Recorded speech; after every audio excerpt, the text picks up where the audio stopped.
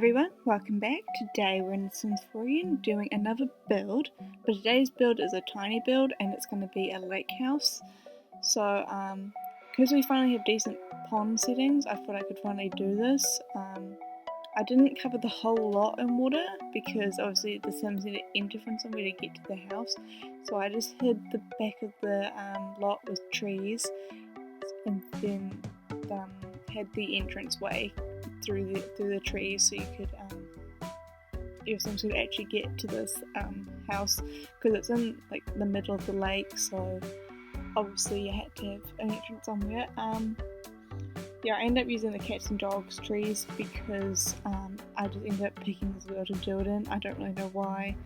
Probably should have picked like the one that wasn't right next to a pathway, but it's done now. So technically, it doesn't count as a said tiny home because of the pathway to the house, but the house itself is still in the requirements of a tiny home. It's just because obviously you need to somehow get to the house, so I thought I would just sacrifice the fact that it's not they don't classify it just because of a bloody pathway. It's really annoying, but the house itself is still in those qualifications, so if you just get rid of the pathway and it could still count, or just get rid of the decking outside, either or.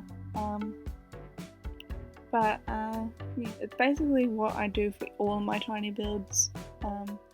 Saying the layout, because I mean it's really hard to think of like new ways to like do tiny builds. And I need to become more creative. I decided, so I was looking on Instagram and I like follow all these like house pages, and I found this like really cute like boho light brown and white house, and I was like, this is so cute, and it just like made the inspiration for this build. So I just use those colours throughout. I was actually trying to copy the house layout, but then because it was like a normal size house, I couldn't. So I had to just change it up a bit. One thing I noticed though, so for our kitchens, I for some reason couldn't find. I could just be blind, but I couldn't find like a counter with like white and brown on top, if that makes sense. So like I had to use cabinets that were brown bottom and then white countertops because we didn't like the house I was going off of had white cupboards and then like a brown bench shop, and like I was like, oh, we don't have that, so I had to do it like that. Maybe we do, and that was just either too ugly or I'm just blind, but so that's why I ended up having to change it to be like that, but it's fine. It was just, that was the style I wanted to go for. I couldn't fully do it, and so yeah, that's basically it really for the kitchen counter. I was just like, why don't we have white and then brown countertop? Like, it's so weird, but I mean there's nothing I can really do about it now. And so yeah, I originally wanted to have like a living room and a bedroom to go with the house I saw on Instagram, but then I obviously couldn't, so I ended up having to do the loft beds. And again, no white and brown loft beds for some weird reason. It was like a white couch. Like you obviously have white and brown, but like there was no one that was like the light brown and a white couch as well. And I was like, why do you have so many options that are like white and like light brown? I for some reason didn't realize until today, and it was like, oh. So that's why I ended up changing the shelf back to brown, so it would still kind of go with the theme, but it kind of looks weird. But I didn't care. I was just like, why I want this design and I can't do it because of the Sim swatches. So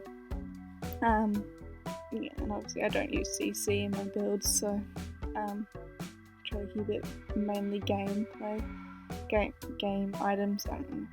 Yeah,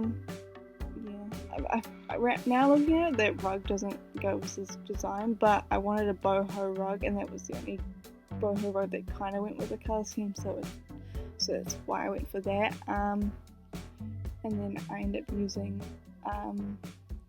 just white brick and white walls, because that was the design of the house as well that I saw. It was actually a lot more brick than I actually used, but I didn't want the whole. It was not brick, tile. Sorry, I ended up using a lot less tile than the house I saw, just because I didn't want the whole house to be tiled. I also forgot to add windows. Like I put these paintings up and I'm like, oh crap, I don't have any windows. So I realised, so I removed them all the paintings and then go and then change it back. I ended up going for like eco lifestyle windows, just because I thought it went with like the theme that I was going for with this house, which is very wooden and white theme and design. I ended up adding a few planters and stuff from the ceiling, just because there's not much room obviously on the ground, so obviously there's like hanging plants are actually really good if you don't have a lot of space, and they're actually really cute. Like I actually really like the paranormal pack for like the build items. Like I don't use the gameplay, but the build items are really good. Like the couch in that pack, I love. So yeah, so I end up using the eco lifestyle pop out windows. Because why not? I don't really use them in my builds typically, so it's when I do a build like this, it's always fun to bring them out. I didn't have a pop up window on one side though, because there was enough space, and I was like, for me, like even though the Sims could probably walk past there, I'm still like it's a bit unsafe, so I put in like just a flat window on that side. Yeah, and so right now I'm adding the pathway. So it doesn't count as anything now, but the actual house does. So it is what it is. Yeah, and then I end up using oh, I've forgotten what foundation it's called. Like the pole foundation. Not pole.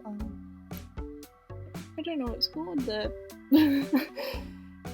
the foundation where it's like sticks rather than poles rather than just like a concrete one. Yep. You get what I mean?